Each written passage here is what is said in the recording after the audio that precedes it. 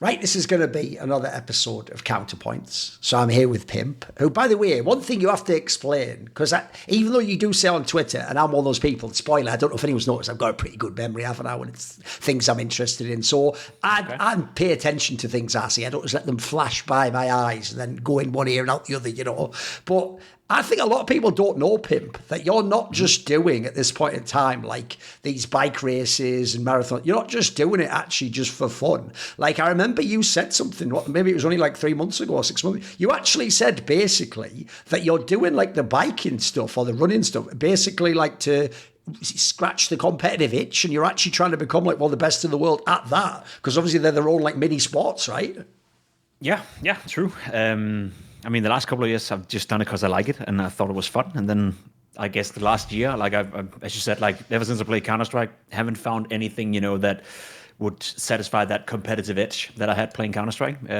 Trying to play local football games, etc. It's fun, but it's not the same thing, right? And now I've gotten to a point where I'm, I mean, being a professional cyclist is crazy. Like you cannot do that while also doing the job that I do right now. But I'm getting closer. You know, I'm actually at a pretty high level, and you know, online cycling, something called Zwift, which is like the virtual version of cycling. It's basically like how they have e-Formula 1 in the same way you have e-bike riding, basically, except you're actually doing the real bike riding, whereas they just pretend to drive the car, you know.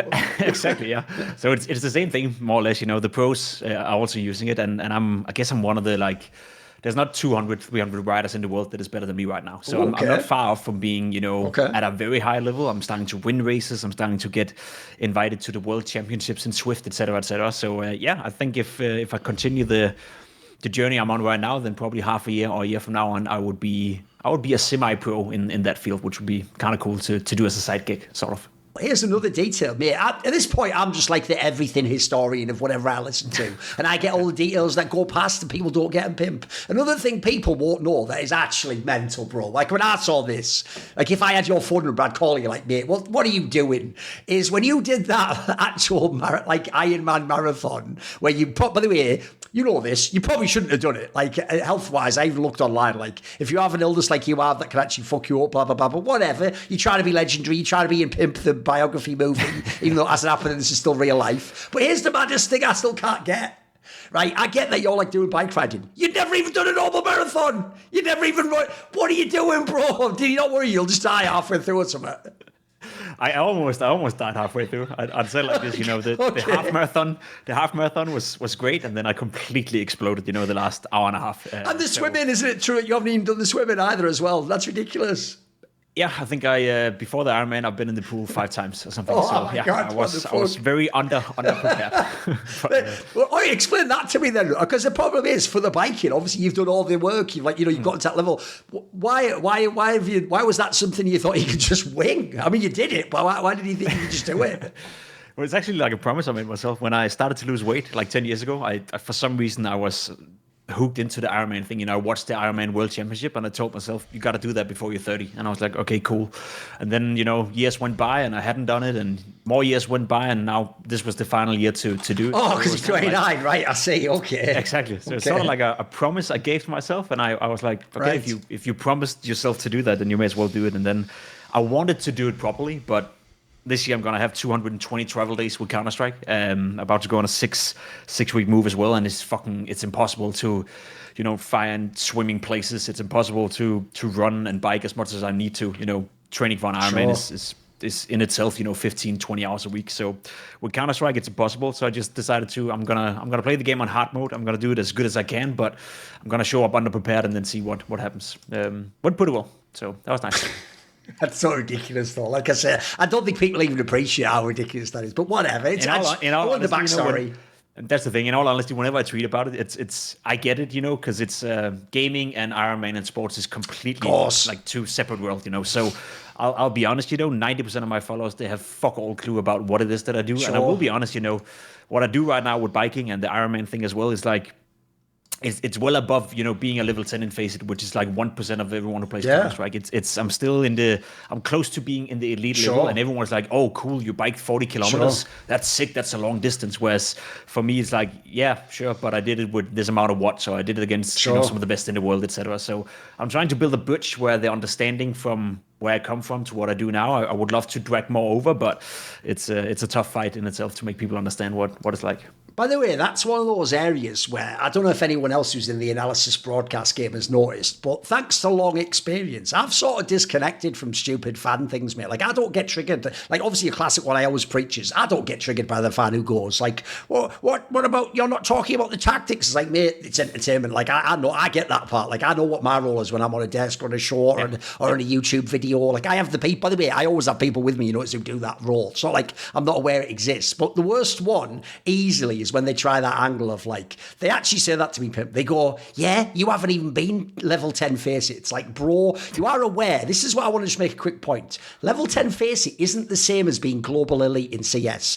We are friend of this show that we all love, Anders Bloom. Anders Bloom has been global elite a bunch of times. He would even admit, and now look, he'd do that fucked up laugh and go, listen, man. He would even admit he was by the way, he was never even better than me at CSGO. What he did is he played with stacks of semi-pro Swedish demons who play at 2 a.m. that none of us know, but they hit every deagle headshot, Pimp, I promise. He plays with them until his rank gets to global elite. Spoiler, Bardolph did the same thing as far as I know. In fact, I think Bardolph even played with like female pros who fucking boosted him. So anyway, they think that anyone who's good can get to level 10 face it. I'm not even trying to get to level 10 face it, Pimp. Like, I've played the vampires at 3 a.m. who, like, they may as well be pro compared to me. Like, I'll never be as good as them. And also, this is why I disconnect from that narrative, mate.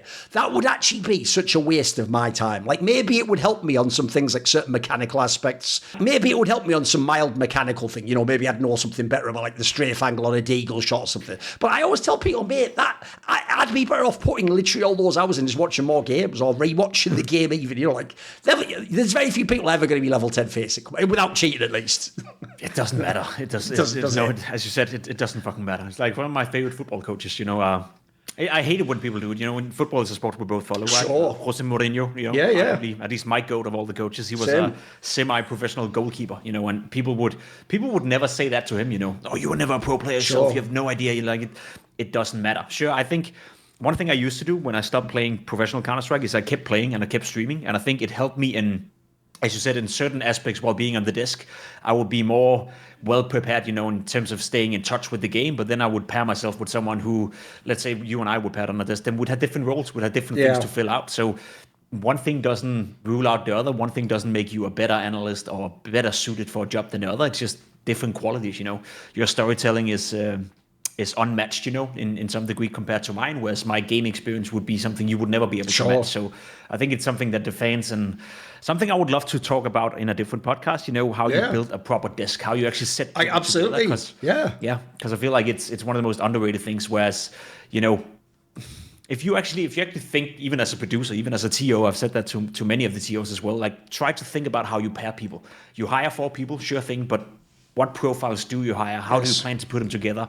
And how do you make the most out of them? If you do that, you can make an average analyst, or you can make an unproven or an inexperienced analyst. You can make him look good, but you can also have 2 who are supposed to be the best in the business look awful if they're paired together in the wrong way. But that's... No, by the way, here's the thing. That's a good idea. I think we should actually do that, because I actually did have a series that I abandoned a while ago. It was called Esports Salon, where the concept was it was actually about industry topics. So I'd do things like I'd get like people who hire for events. I'd get people who produce for events. I'd get people who were journalists. You know, we should actually do that, because that would be interesting to get like me, you, and then say like a host or something, and then do a conversation about that. Because I agree with you. I'll tell you what, when I worked at Flashpoint, this is something I actually put a lot of thought into. It wasn't just like, because you know how it is when you go to the event, like the night before, that's right, guys, they still do that. And by the way, I know because Maui goes to the events, they still do it. The night before your first day of work, they just send you that document that's like, right, you're doing these games. But I know what you mean, Pimp. It just looks like people just did it willy-nilly, like as who does what game. Whereas I know what you mean. You have to think of a desk like a team. It has to be like, this person's going to pair, because I know what you mean. I actually think the more shrewd point you made was, you could actually make a desk of what in theory, like let's say the guy who does go, I want everything tactical. Mate, I could make you the nightmare blunt rotation of like 3 analysts that would all do that, and all they would do is step on each other's toes and fuck each other up or give the opposite. It wouldn't work like the fan thinks it would. Put it this way, here's the analogy. Something I actually had to learn really hard in CSGO. In CSGO, I always used to think, you know, the like entry fragger who's just the bait space creator. He's not the one that runs in and shoots everyone in the head like Fur or whatever. I used to think, Well, they're not as skilled, are they? So in theory, the actual best entry would be like to actually get like Fur and Electronic and put them together. But it doesn't work. If you ever do it, remember they had Axel and Electronic on a team. Like that actually does not work. Like you actually need someone where basically his weakness is covered by the other guy and vice versa. Like if you actually, by the way, if you actually ask the config Fur guy, always running first, by the way, he's not going to fucking like you. And that he definitely ain't going to do it. So I know what you mean. I see what you mean. You have to pair the disc. You have to make like an entity that is the whole broadcast, right?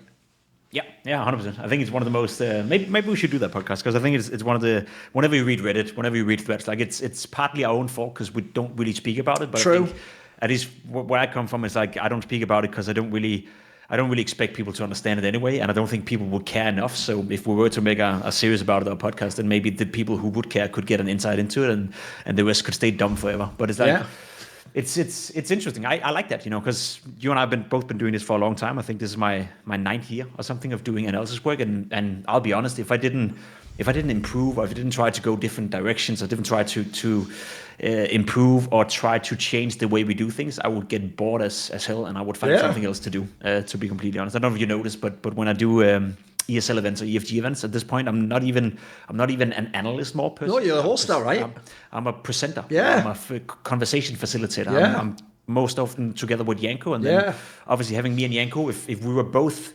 If me and Janko were together on an analysis desk, then we need a host who can facilitate that, obviously, for us. But when it's just me and him, then obviously he will be more of the analysis guy, more of the in-depth, where I would have to facilitate the conversation, call out the sponsors, make sure one-off show is on par and all that kind of stuff. And I like that. I like a bit of a different challenge in that regard. So it's just fun when then people go like, oh, I fucking hate Pimp, he's now the analyst. Well, it's not even my role, you fucking idiot. It's not even what I'm supposed to do for this tournament, and yet you still may judge me by that way. So I think the disconnect between the people who actually watch what we do and us thinking about what we do is massive. And I would love for TOs and for us to maybe speak more openly about it. And at least invite someone into the whole machinery. No, I'll even tell people, actually, because obviously you're here, so it's not a big deal. I'll tell the people behind the scenes, one thing that I'll actually give you credit for that was impressive, mate, is when I was doing Flashpoint, because initially, like, actually, if people don't know, the rumours were we were literally going to get like 3 of the top 10 teams. Like, by the way, we literally had a contract signed with Astralis, but the problem was... This is where, sadly, the Americans had to learn, even though I warned them, they didn't listen, mate. They had to learn how nickel and ion works, right? So what he did basically was, he did like a pre-contract, basically, but it said, like, we've signed to Flashpoint if you get, and then it was like a certain number of the other top 10 teams. And then what these American idiots didn't know was, he just went to those teams and basically was like, just don't sign because I'm going to get a better deal from ESL. And so we thought we had Astralis in our back pocket the whole time. So anyway, the point is, when we thought we had the top teams and people knew it's like me and Monty and people like that involved, I put it this way, it's funny that fans thought it was like a shit project because if you saw my DMs when it was announced I was like creative director, I think every single talent who you've ever heard of who worked on CS broadcasts messaged me like, can I be on Flashpoint? And obviously I had to pick 6 people out of like 26 or something. And so there was some people I had to say like, sorry, you can't, and you were one of them. Like I already had locked in. I think at the time I had like, listen, mate, I had a pretty good roster. I had at the time like Sean Gares, Maniac, and I don't know, fucking... I think Maui came at the end or something on that one. But I had some pretty big fucking names already. Now, one thing I'll give you credit for, though, is you and one other person. Actually, I'll tell people it was Dust. You and Dust were the only ones who, when I basically said no, because by the way, I've worked as talent mate, so I didn't do that annoying thing where it's like, I just ignore them when you don't hire them. Like, or the second you've decided between the two people, just stop replying to that message. Because I know that's obnoxious. And obviously, we're not just working people. We know each other. So I told you guys straight up, like, I'm sorry, I'm not going to hire you. And then if you ask for the reason, I would say for this reason, or I think this person's better. You were the only 2 people who didn't just like get in a huff or like go, okay, and then secretly like, fuck Thorin. You actually basically said like, is there anything I could change? Is there anything I need to improve or I have to level some more? So I get what you mean. I appreciate the idea you actually thought about it, Pimp, whereas I do think some people who do the desk, some of them think once you're in the door, you just do the same thing every time. You know what I mean? Yeah. I think that's can be a sickness of some people who do broadcast work. I've noticed it in different games as well. I feel like if you're getting hired for a lot of different events, I think it's part of your job to innovate. It's part of your job to at least show up to different tournaments with different ideas. And I always have I have a ground rule for myself actually for every event that I do, or every year that I do. Obviously, when you do 12 or 14 events a year, then you cannot show up each event with something new. It's impossible. But every year I sit down in the beginning of the year and then I theory craft sort of 2 or 3, ideas or 2 or 3 like rule of thumbs that I always want to do for X tournaments. Like this year, for an example, I always wanted to have it in my back pocket whenever I speak to producers, whenever we speak of the run of show. I always want to contribute 1 or 2 ideas to what we could do if there's a technical timeout or if there's a delay or whatever, so we avoid getting into a scenario where there's an unforeseen problem, now we have to fill for 15 minutes and then it's with no offense to a producer, then it's a producer who doesn't know Counter-Strike or doesn't follow the storylines as close as I do that then decide what we do because they're the one pushing the buttons. If I inform them beforehand that if we have a scenario like this, then it would be cool to talk about this, or then we could talk about that, or then we could tie that into this tournament by going this direction. So it's a lot of extra prep work and it's a lot of, prepping for something that may never happen. But if you do that for every single tournament, you add value. And I'll tell you this much, out of all the events I've done this year, then that has maybe happened 6 or 7 times, where I'm like, in that moment, the show is significantly better because we're actually prepared for worst case scenario. Where there's also tournaments where, back in the past, where I didn't do it, where we would then be forced to talk about something random or jump on a break, or jump on a timer. We'll be back in 15 minutes, whereas we're here anyway. We can talk, we can podcast, we can talk about something interesting.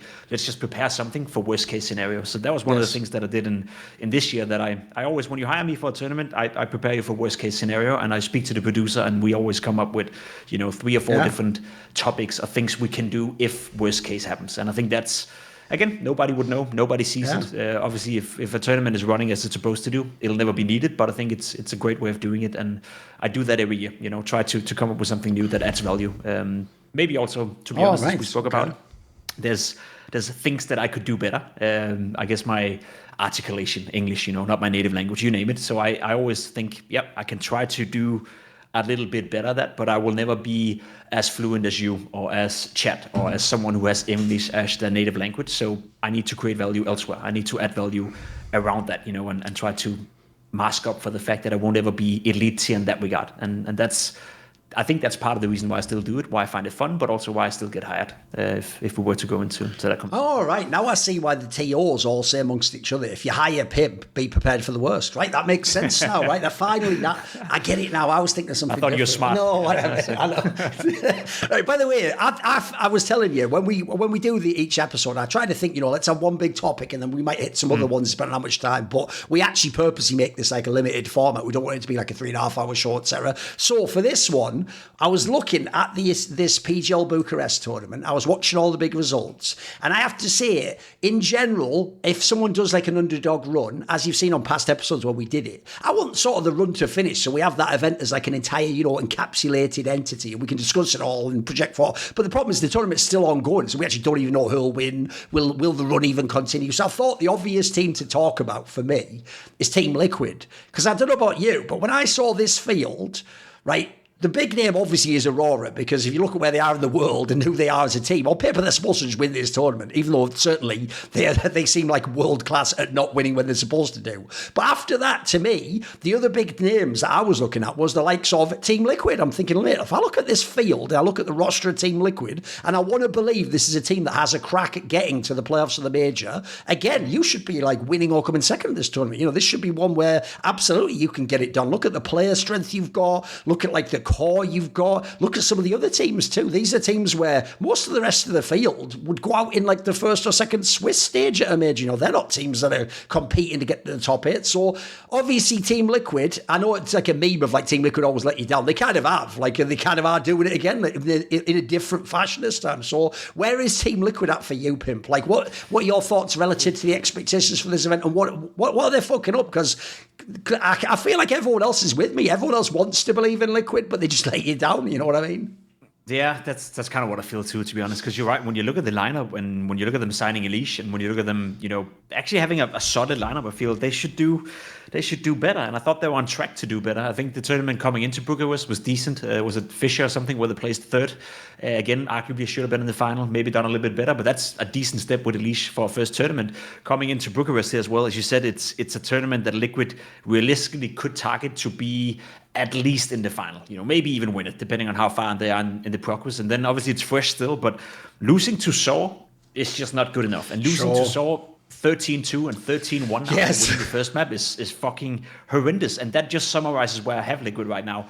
I legit think Liquid could be part of the playoff team for the major. I legit think that this core of players could become great in 2026.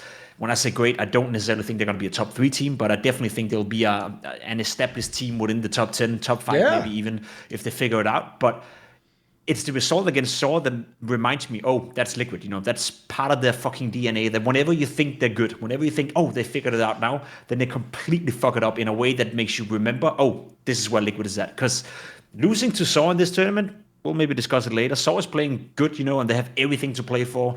No major. This is the major for them, right? This is the most important tournament for them, whereas for Liquid, it's a prep tournament for the major. So there's something to that. But losing in that fashion to Saw just reminds you that even though Liquid will look great in a group stage at the major, then they can easily, whoever the fuck they play in the next game, lose out. And that's where my confidence is lost. They have everything they need.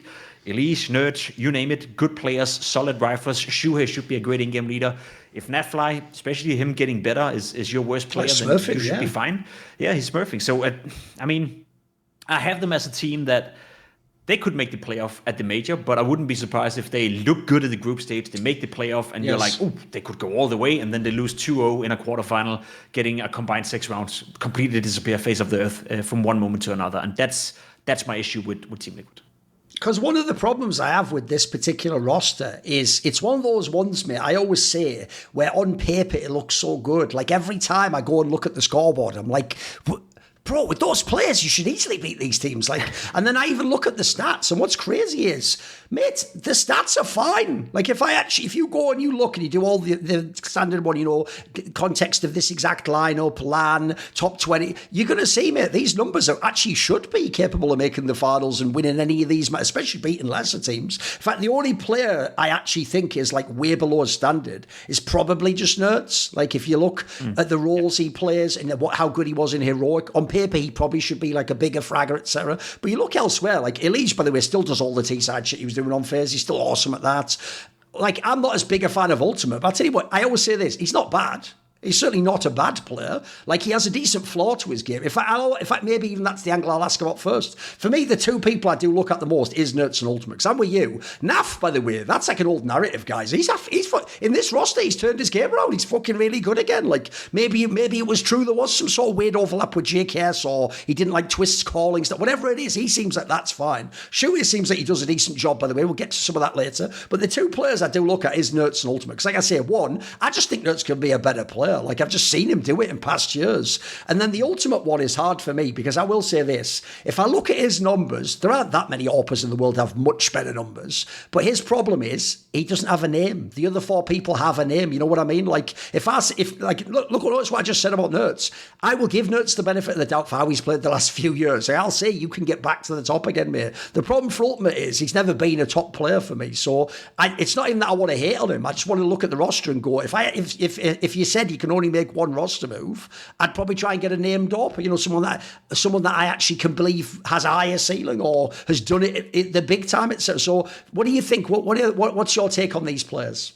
Yeah, I think you're right in pointing out NertZ and Ultimate first and foremost. Those are the two, where I'm like, NertZ, you should be better. Like the NertZ we had in ENCE, he was insane. Like, he was so fucking good, and he's never really fully come alive in Team Liquid. We see flashes, we see instances of it, but it hasn't been the same. And I don't know if it's him or if it's them not utilizing him or not putting enough trust in him. And I'm not sure how Elise joining the team is going to, maybe take away more space for him. They do share a similar way of approaching the game, where both of them can be aggressive, but both of them can also be a bit baity in a sense. So maybe that could help him, maybe to push him in one direction or another that is more suitable for him.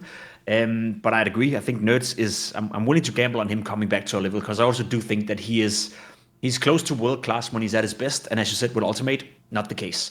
I think for me, he's the most frustrating one, because I've actually been praising him for showing up in some of the harder moments. I remember doing the major against, was it Mouse, elimination game 0-2. He was the one player keeping them alive for the majority of 1.5 map, where he went absolutely nuclear on Mirage and was the only reason Liquid came close knocking out Mouse. There was another tournament as well.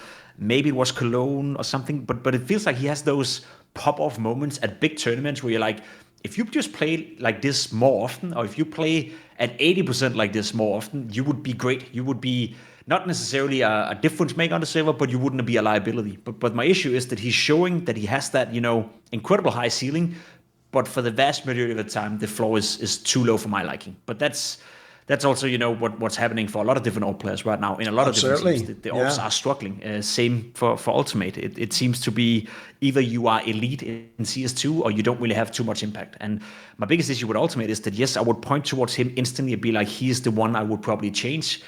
But I don't really see who's the obvious change in that regard. Like, who could you get if you're Team Liquid? I would advocate for Dexter, to be completely honest. Again, disregard, how he's behaving, how he is to play with. But I think in terms of raw talent, that would be an upgrade, and that would be a banger lineup. Like if your worst player is Naf, or if you're like if your core player is NertZ, Elise, and then Dexter on the op, having Naf as a supportive element, Shu as an in-game leader, that's a banger lineup. And I do think, for my money at least, Ultimate, he's great. He can be great. I don't know why he's inconsistent in Team Liquid, if that's an Ultimate issue or if that's a team issue. Truth to be told, Twist in-game leading, Shu in-game leading, Twist leaving, it probably hasn't been easy for Ultimate to find that sort of consistency, but he hasn't shown me that he's able to rise above that. So I would bank more on NertZ coming back alive, because I know, as you said, he's been world-class before, whereas Ultimate, he has pop-off moments.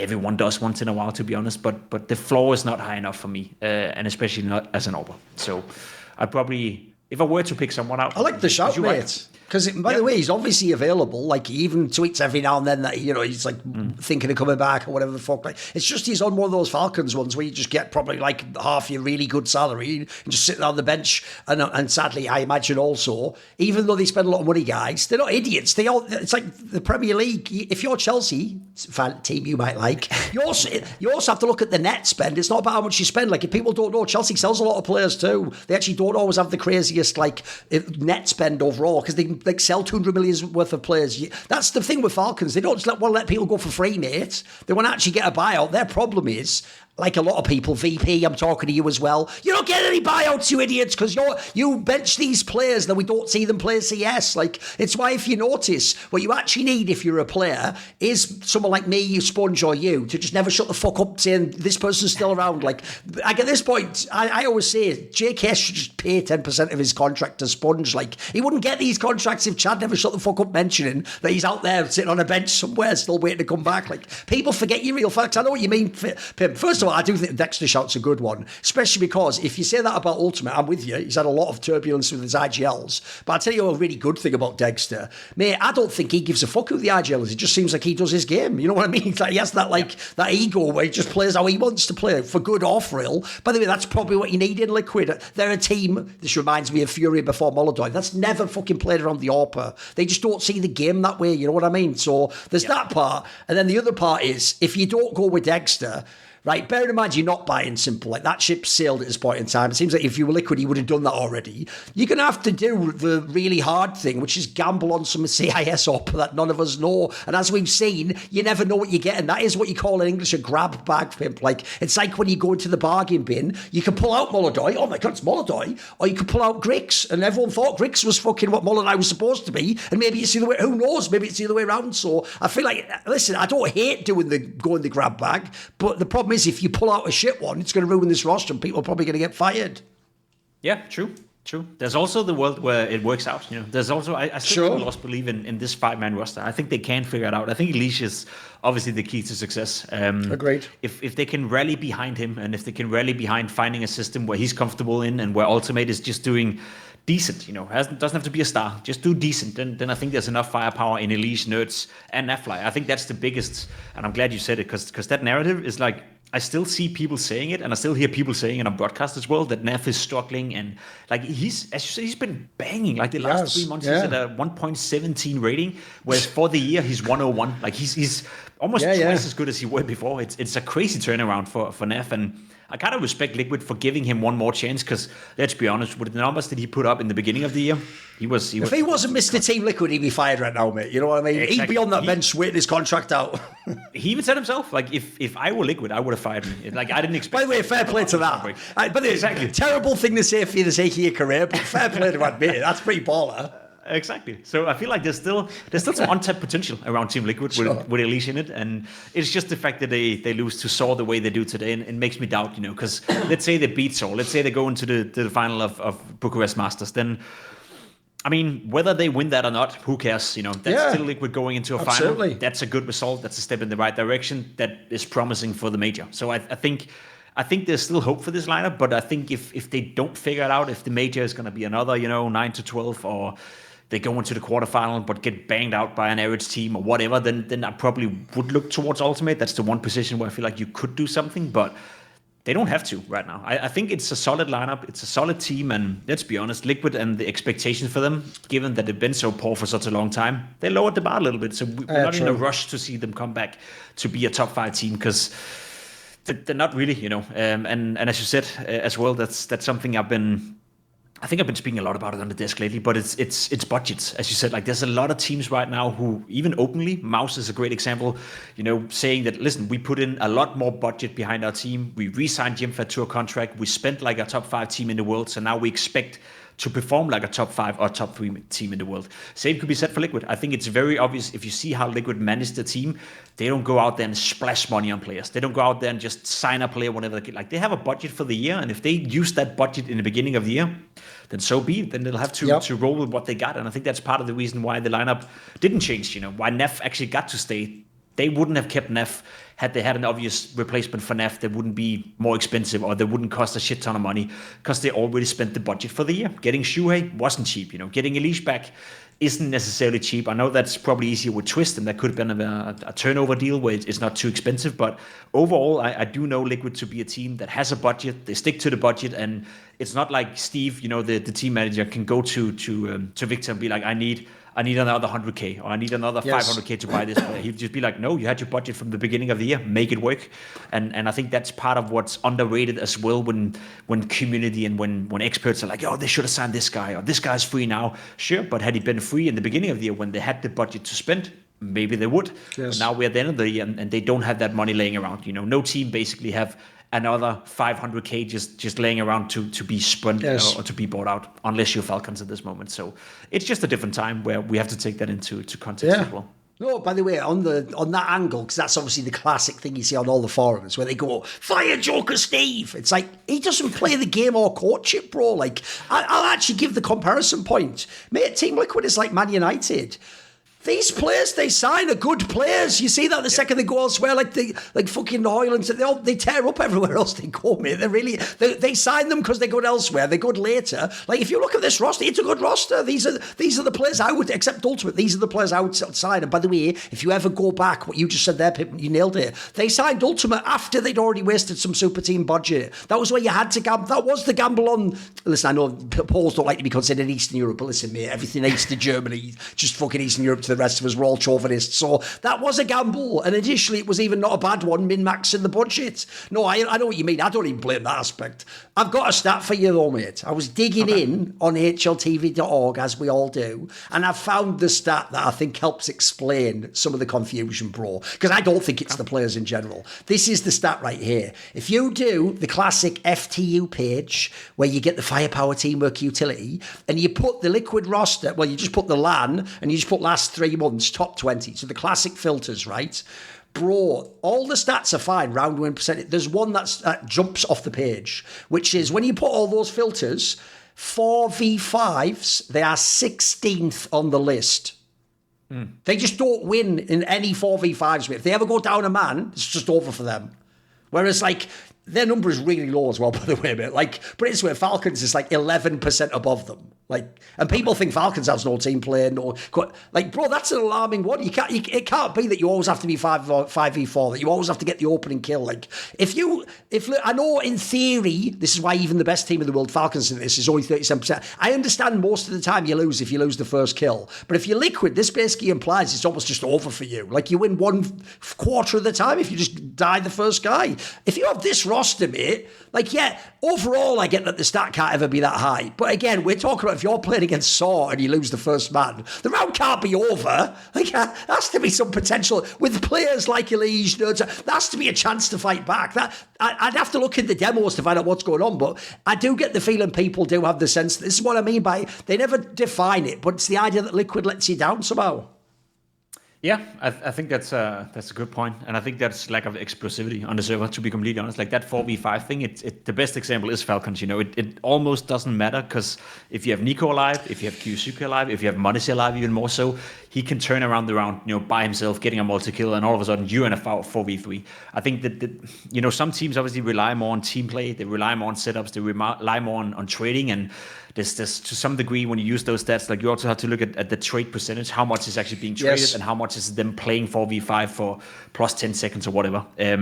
Well, the mad thing is their trading stats fine, mate. The mad thing is, on paper, that's why I say this one just jumps off the page. Everything else is there.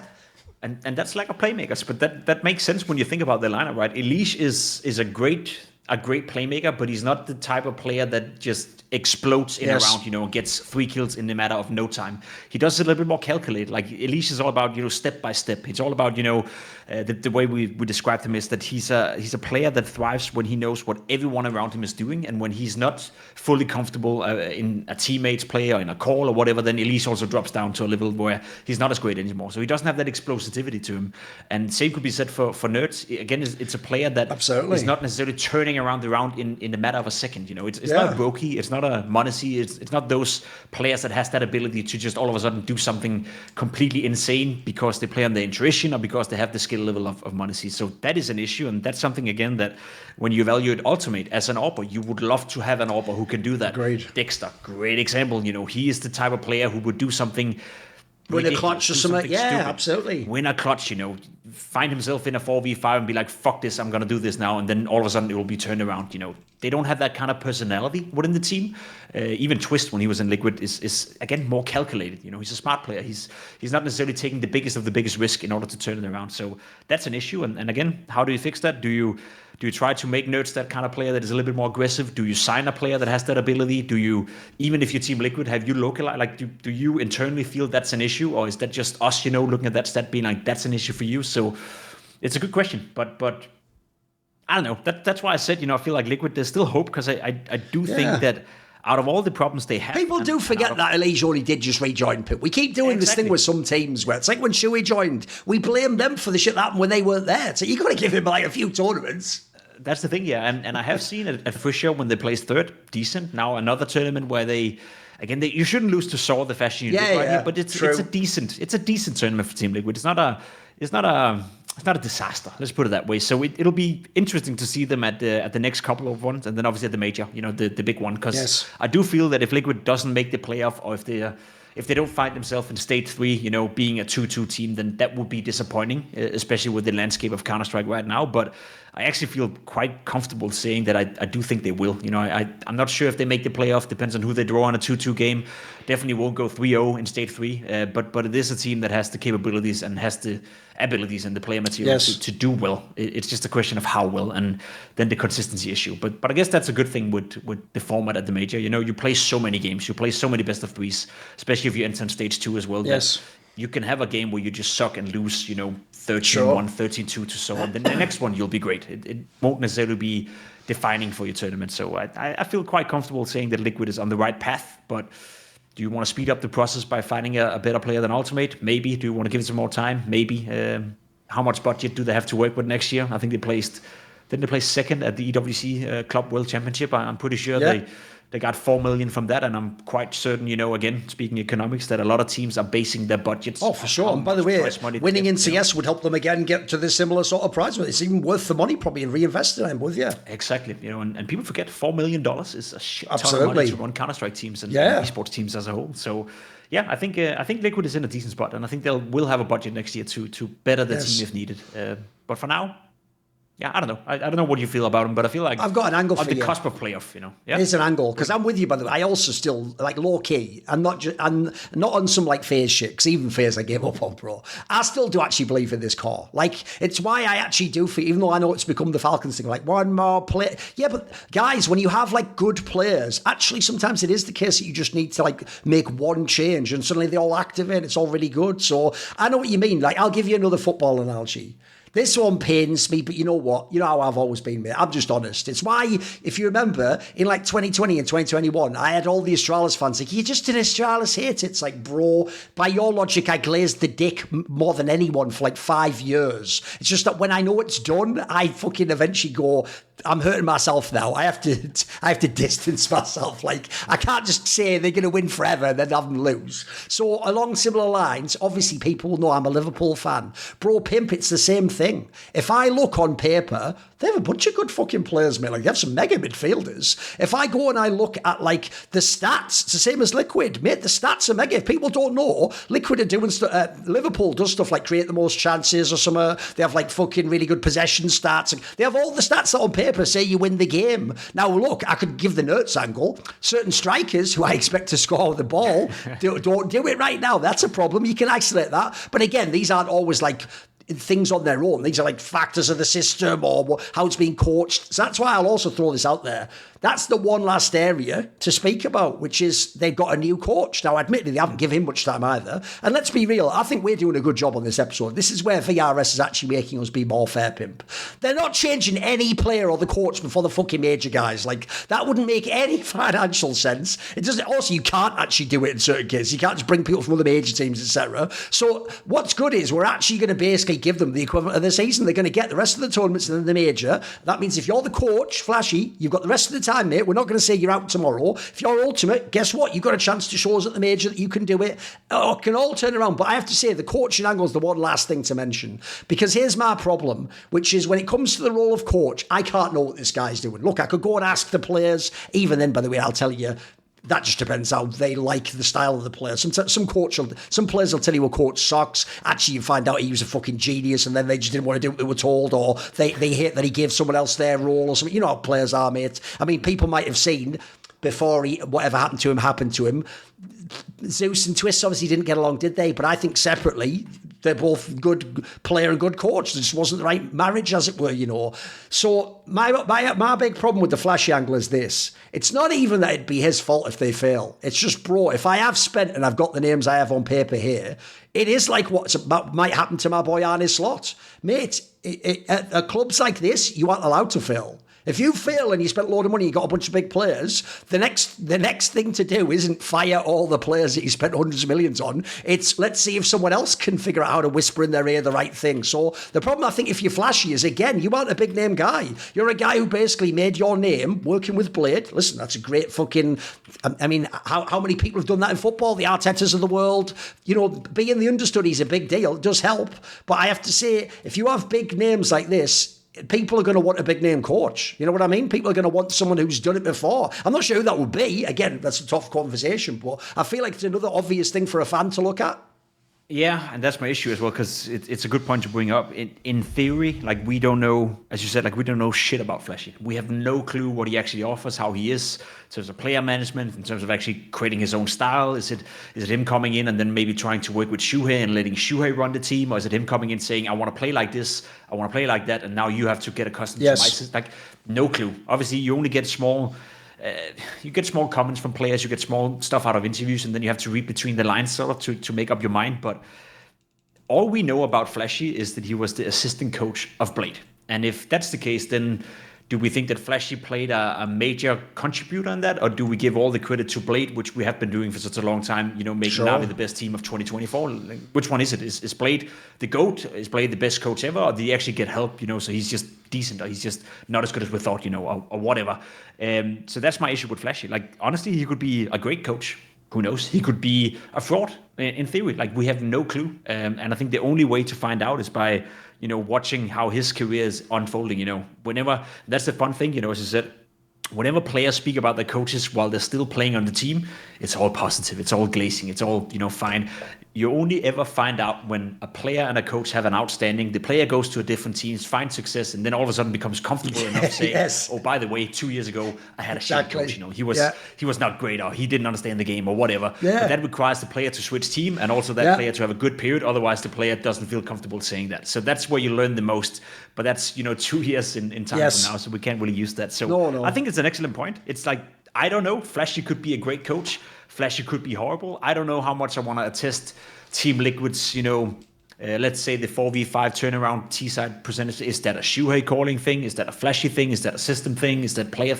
Like, we don't know. Like, unless you get to actually sit in on practice for a week and build your own image, or unless I get to stand behind them for 2 tournaments, which I'm not allowed to do anymore, to figure out what's being said and what's not, then we don't ever know. So when people judge a coach, always do it with an arm's length distance, and always declare at the very least, we don't know for sure, but I sense this and this and this based on this and this and this. But if you're saying you have a clear vision of whether a coach is good or not, I'll tell you you're a fucking liar, because I don't, and I'm involved in 220 tournaments or days a year, watching these coaches, and I try every single time I have the opportunity. I try to stand close to a team. I try to observe player huddles. I try to figure out who's the leading voice.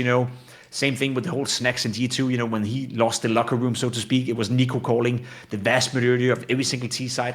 That's why I have something against Snacks. He lost the team. He wasn't even the caller within the team. And whenever I say that, the Polish fans goes, oh, how do we know that? Whatever.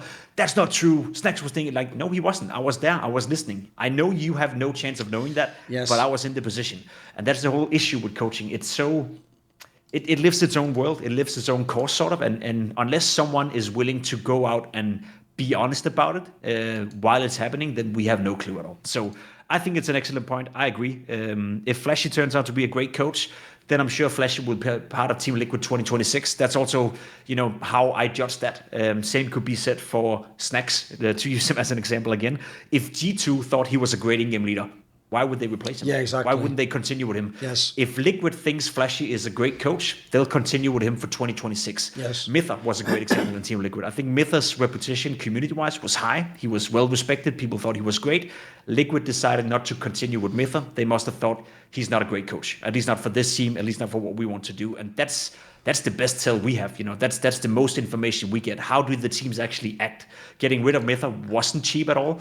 So again, I must assume that if he's not cheap to get rid of, if you don't believe he's a great coach, then maybe he's not as great as we thought he was. And same could be said for Flashie, but we can never know in present. We can only ever know by judging what's happening in terms of actions. No, but I totally agree on that as well. I also think the other problem you have is, it's like you said, you have to wait years, so it doesn't really help you as a fan in the moment. Like, I'll give a quick example. I don't know how much has ever really come out in the public, but when we all watched that heroic lineup with Stown and Cadian and all those guys, cause on camera, Cadian was like the perfect captain, like an actual casting from a fucking movie. And we all thought, because this is the narrative, that they they're all brothers and they're all fucking loving each other. Well, spoiler, let me just say that once he was in Team Liquid, and maybe I heard behind the scenes some of those guys didn't like what he was doing and didn't like how he was calling and thought he was an arrogant dickhead.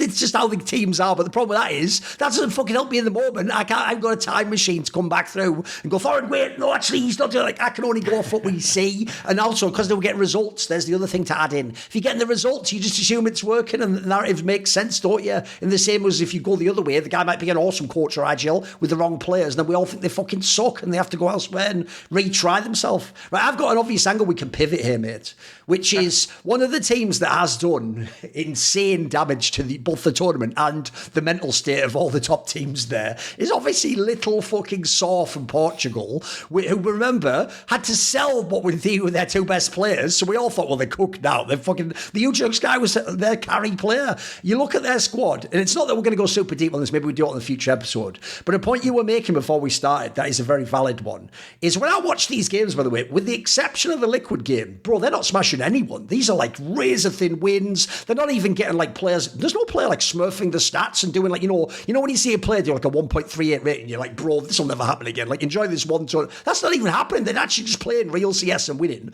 But a point you made to me was, this does just also show this weird world we're in now where, because of VRS, if you are Liquid and Aurora, look, you're trying to win the tournament, but beyond that, you're in the major anyway, mate.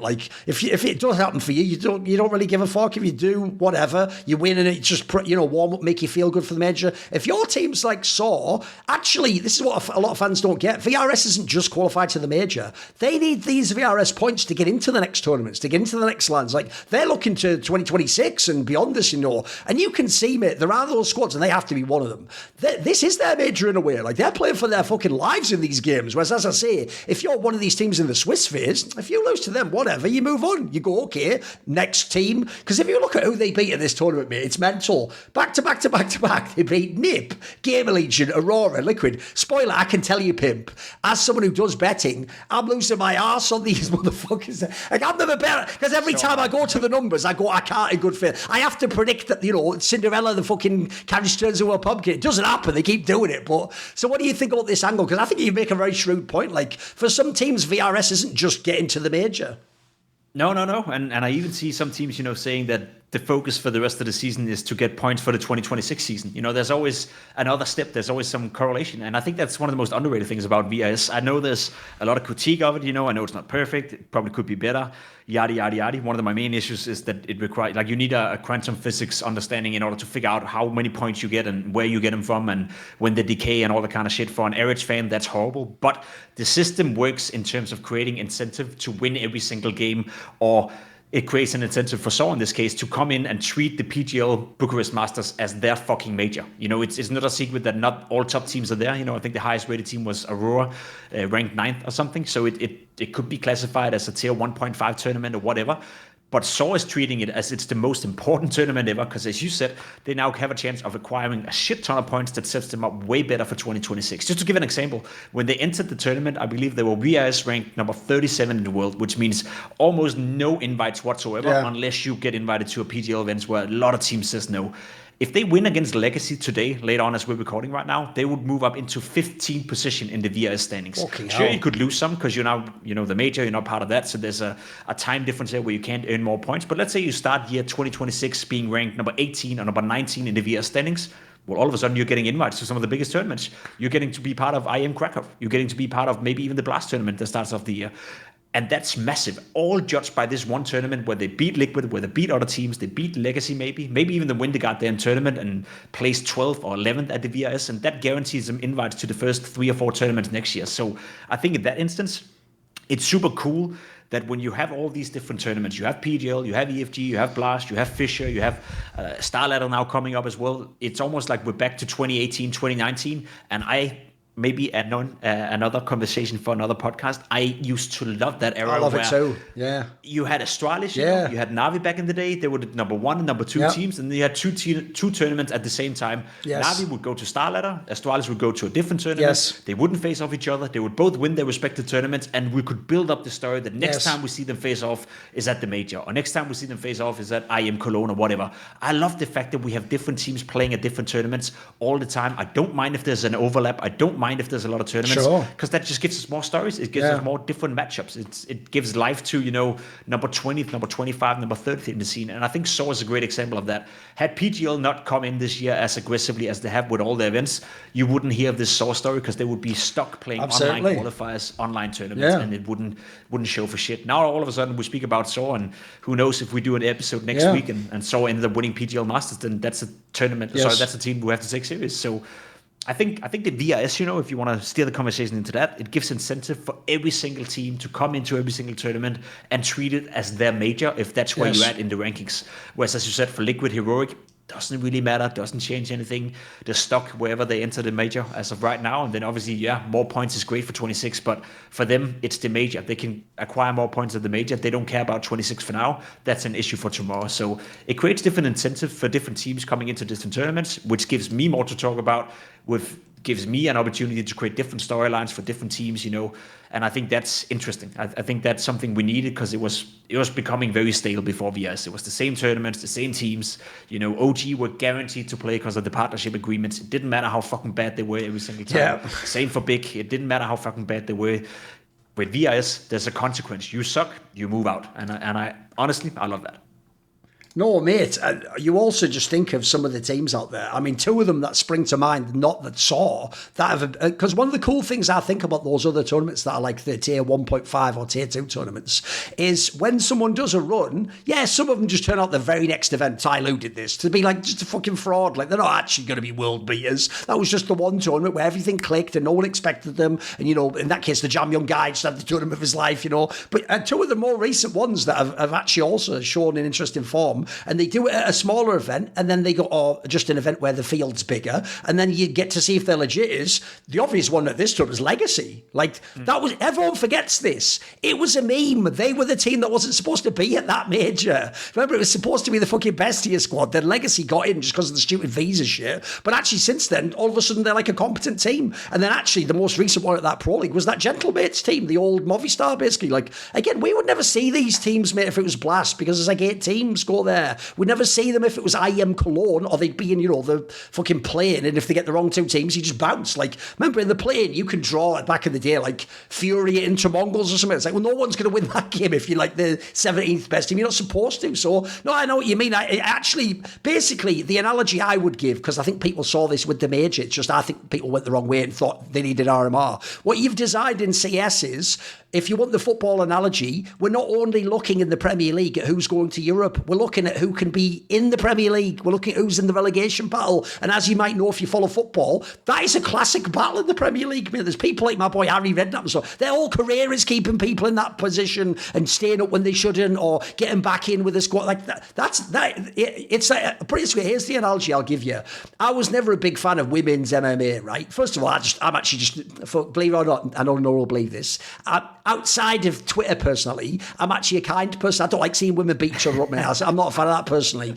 But also, I obviously knew they just weren't as good as like the elite men. But what I had to learn was, it's the same with all of women's sports. The point is, there's parity between them. That's what makes it interesting. The interesting thing is, if this woman's the champion, who's the person who can battle them? So similarly, in the same way as if you're an NA fan, you don't have to just abandon being an NA fan because they're not number one. You just have to enjoy, can M80 make a run? Can fucking this squad, can Call, not passion you, can they get into the mix and do something, you know? You scale down your expectations and you enjoy that, because I know what you mean. Pretty much, spoiler, even if we do a Saw episode, I'll predict already, they're not going to be world beaters. Like, as I said, by the way, there isn't even a player there that I would even tell, like, you know, Fairs, pick this guy up. It's like, no, probably no one, mate. Like, I don't think anyone will actually be sick if they join your team. But I'll tell you what, I know what you mean, when they have something to play for and they can do these upsets, there's an interest value that isn't there from just watching for the 100th time in a row Fury beat, I don't know, fucking you pick whatever team, the 17th best team in the world. That actually isn't as interesting as seeing, can this team do something on land, not in CCT, that makes me interested. Yeah, true. I'm fully on board with that one. And I think, you know, from an egotistical point of view as well, it's made my job and my life much more fun as well. Because I'll be honest, I was getting sick and tired of when you do all the Blast events, you do all the EFT events, it's the same teams over and over and over. And let's be honest, a lot of the teams stay where they are, you know. Absolutely. If you're top 3 team, you'll stay within that range, you know, so you'll see the same matchup. It's also just less likely at the top. Like the real problem if you're at the top is if you're number 4, you probably aren't going to beat Vitality, win the event. Like that's too. I know it looks like you're close, but you're close in a way that you'll never be able to bridge the gap. Yeah, exactly. So it's I don't know. I think the VS has a lot of positive things. Yeah, agreed. I think it was predicted by a lot of people as well. You know that give it some time. You know, give it some time to manifest. Give it some time to let it work. And then obviously there's flaws to it. You know, there's things that could be better, but that goes for everything with Counter Strike. It goes for everything in the world. You know, I think. That's again another conversation. That's an episode we have to do though, because that's one of the main things I'm so sick and tired of. I think we are blessed in Counter-Strike and in esports in general, and I know that you're probably passionate about this as well. We have the best formats out of any competitive events in the entire fucking world. You look at the World Cup in football. You have the World Cup in football. It is fucking. It might be the worst format in sports at all. It is easily the worst format in sport, right? And whenever I discussed that with my friends, didn't like format. What is a format? I know. Care. It's like the third, the 6th best third place in a group of 4 makes it to the playoff, right? it's fucking horrendous. It has nothing to do with competitive edge. No. It has nothing to do with about being a better team than another third place in a different. It's all about luck and your seeding and your drawing and how lucky you were in a certain game or whatever. Yeah. Like it is arguably the worst format in the entirety of sports history. Yet it's the biggest event of the year. It's the biggest tournament ever. Yeah, absolutely. FIFA fucking World Cup. So whenever we are in esports and we complain about VRS, we complain about prize money distribution, we complain about tournament, like we are so fucking blessed you wouldn't believe it. And just because you never followed any real sports, whether that be basketball, tennis, football, whatever, even tennis as an example, right?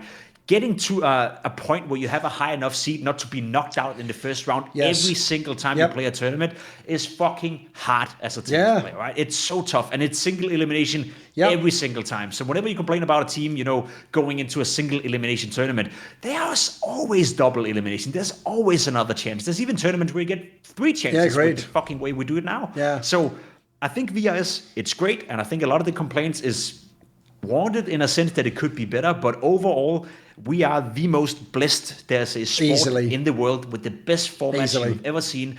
And I wish football would look towards us. I wish basketball would look towards us. I wish tennis would look towards us and gain inspiration. We don't get that because we only care about Counter-Strike, and you probably never watched any sports in the real world. But if you sit on Twitter and you complain about the formats in Counter-Strike, you are a fucking idiot. Yes. Trust me on that one.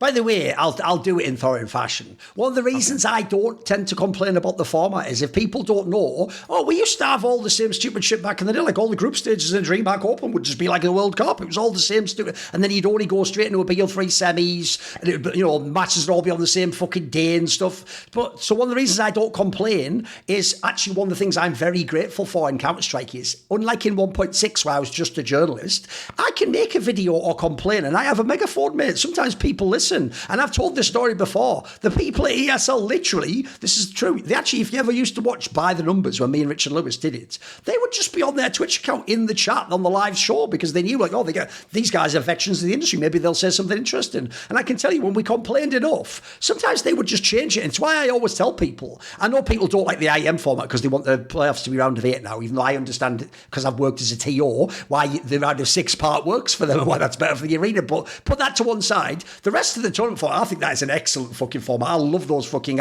I would literally take that ESL IEM format, which now Blast has even copied for some of their events. I think that is fucking mega, mate. I think everyone knows where they are in the tournament. There's none of the, as you say, none of those stupid World Cup shenanigans where it's like, we go out because in a game we weren't playing. The underdog won 2-1 on a penalty. Like, what are you talking about? Like, what is this? Like, what? We are in those tournaments, it's always your fault if you lose. It's always the right way. It's almost never the case because they seed. There's another thing, mate. Notice that I used to bitch like a motherfucker about seeding. I'll never bitch now, mate, because I think seeding is almost perfected in Counter-Strike. I'll tell you what, if you want to see the equivalent of what the World Cup is in esports, it's the League of Legends World Championship. Bro, their seeding is a nightmare. For the first round of their tournament, because they have to do things like pretend the number 1 NA team's a top 5 team or something, they'll just do random stuff like seed 2 Korean teams against each other, even though they're fucking the best in the world or so, and then you'll have 2 teams that are just fucking NA players EU in the first match, and you're like, what? This is, even though a fan will never know this at the end, this is going to rig the whole tournament.